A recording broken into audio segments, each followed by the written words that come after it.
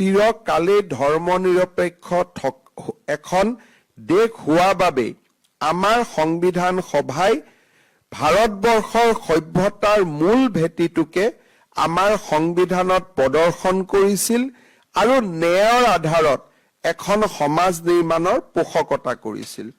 যদি বিশ্বৰ ইতিহাস আমি চাবলৈ যাওঁ, য'তে সংবিধান ৰচনা হৈছে, যিটো ধৰ্মৰ লোক সেইখন সংবিধান সভাত বেছিকৈ আছে, সেইখন সংবিধান সেই ধৰ্মৰ আধাৰত নিৰ্মাণ কৰা হৈছে। ভাৰতে এখন ব্যতিক্ৰমী দেশ, য'ত 90% এটা ধৰ্মৰ সদস্য থকাৰ পিছতো সাহসেৰে ভাৰতৰ সংবিধানখনক ধৰ্ম নিৰপেক্ষ কৰা হৈছিল। আজি যদি আমি সমসাময়িক বহু কেইজন আমাৰ ৰাষ্ট্ৰৰ ফালে চাওঁ, বহু দূৰলৈ নগৈ যদি ভাৰতৰ পৰা সৃষ্টি হোৱা আন দুখন দেশলৈ চাওঁ, ভাৰতৰ সভ্যতাৰ ভিত্তিত বা অখণ্ড ভাৰতৰ পৰা দ্বিখণ্ডিত হোৱাৰ পিছতো পাকিস্তান আৰু বাংলাদেশৰ সংবিধান ধৰ্মৰ আধাৰত নিৰ্মাণ কৰা হৈছে।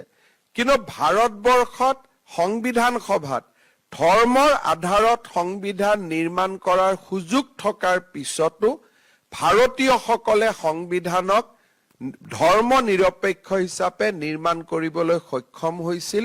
আৰু এনে ব্যতিক্ৰমী কাম ভাৰতীয় সভ্যতাৰ শক্তিৰ কাৰণে কৰাৰ বাবে আমাৰ সংবিধান সভাই সক্ষম হৈছিল। আমি সকলোৱে জানো যে ভাৰতীয় সভ্যতা, সনাতন সভ্যতাৰ মূল মন্ত্ৰটোৱে আছিলে সৰ্বে ভৱন্তু সুখিনঃ সৰ্বে সন্তু নিৰাময়া সৰ্বে ভদ্ৰাণি পশ্যন্তু মা কচ্চিৎ দুঃখ ভাগ ভৱেৎ ওম শান্তি ওম শান্তি ওম শান্তি। আৰু এই মূল মন্ত্ৰটোৰে ধাৰণাটো সংবিধানত প্ৰদৰ্শিত হৈছিল। আৰু সেইকাৰণে আমি এটা কথা সদায় স্পষ্ট হৈ থাকিব লাগে যে ভাৰতৰ ধৰ্ম নিৰপেক্ষতা ৱেষ্টাৰ্ণ কনচেপ্ট নহয়। ভাৰতৰ ধৰ্ম নিৰপেক্ষতা ভাৰতৰ 5000 বছৰৰ সভ্যতা আৰু সংস্কৃতিৰ সাৰ, বা this is the outcome of the civilizational effort, and we have not imported the word secularism from the western countries.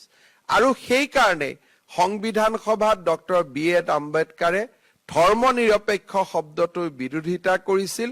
কাৰণ ধৰ্ম নিৰপেক্ষ বা সেকুলাৰ শব্দটো লিখাৰ লগে লগে এনেকুৱা এটা ধাৰণাৰ সৃষ্টি হ'লতেন যেন ভাৰতবৰ্ষখন 1949 চনৰ পৰাহে ধৰ্ম নিৰপেক্ষ হৈছে।